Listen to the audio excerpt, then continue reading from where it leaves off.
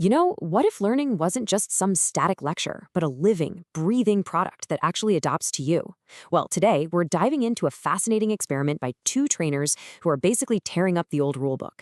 We're getting a special sneak peek into the journey that Riccardo Mariti and Thoralf Klatt are going to be sharing at the upcoming Agile education program Trainer Retreat. It's all about a new pattern for education designed for a complex world. So it really all boils down to this one big question, right? It sounds simple, but the implications are huge. If we're out there preaching that adaptation and iteration are the keys to success, why are we so often teaching from, a fixed, rigid script? It's a massive paradox, and it's right at the heart of modern education. Well, meet the two people who decided to take that paradox head on. Riccardo Mariti, who's the CEO of Scrum Restaurant London, and Thoralf Klatt, a business agility lead at Accenture. Back in 2025, they decided to stop just talking about agility and to start building it right into the DMA of their classrooms. All right, so their journey, it wasn't just about tweaking a syllabus here and there. Nope. It led them to a completely new pattern for learning. One that basically throws out the old static course design and embraces constant evolution. They call it iterative incremental learning. And the core idea, which was inspired by MIT Sloan's action learning model, is, well, it's pretty revolutionary. You treat the course itself like an agile product. It's not designed once and then delivered forever. It's built and adopted piece by piece based on real-time feedback from the actual people in the room. But this whole thing didn't come from some stuffy academic paper or a corporate strategy session. Like so many great ideas, it started with a simple conversation over a meal.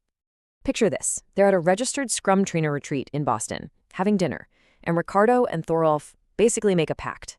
They decided, you know what? It's time. It's time to stop just preaching agility and finally practice it where it matters most, in their own classrooms. And they didn't waste any time either. The very next year became their laboratory.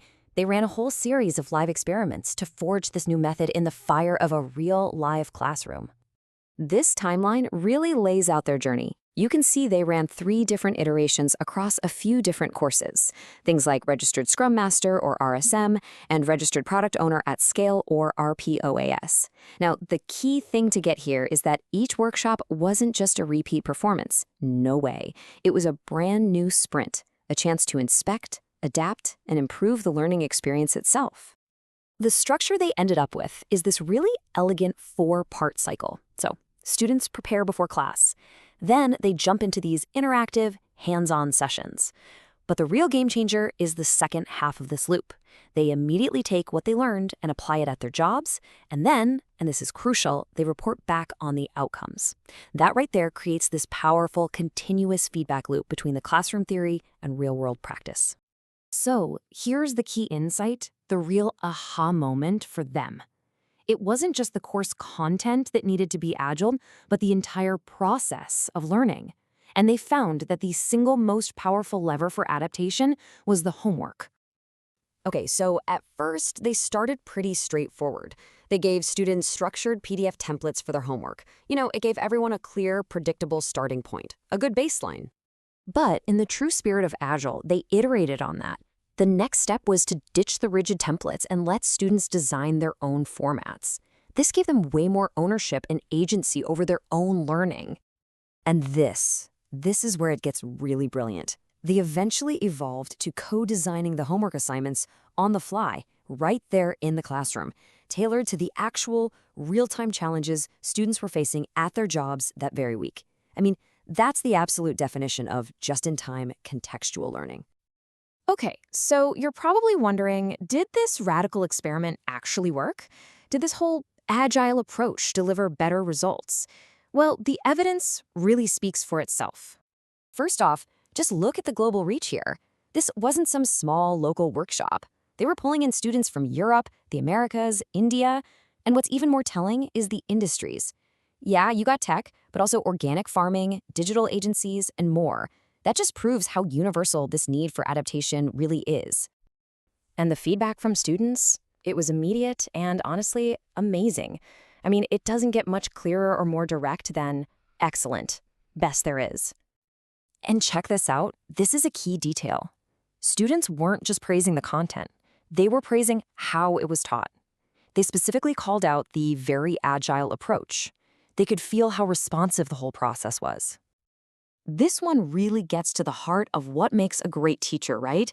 It's not just about knowing your stuff, but about making complex ideas feel simple and easy to grasp. And this dynamic, adaptive approach made that possible. And here's the bottom line, the ultimate proof. It wasn't just a fun class. It materially advanced their understanding. Students walked away with practical, real skills they could use the very next day.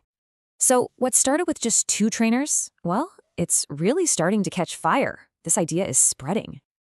Yeah, this is no longer just some personal project. The success of these experiments was so compelling that other trainers have started to take notice, and a whole community is growing around this new way of teaching.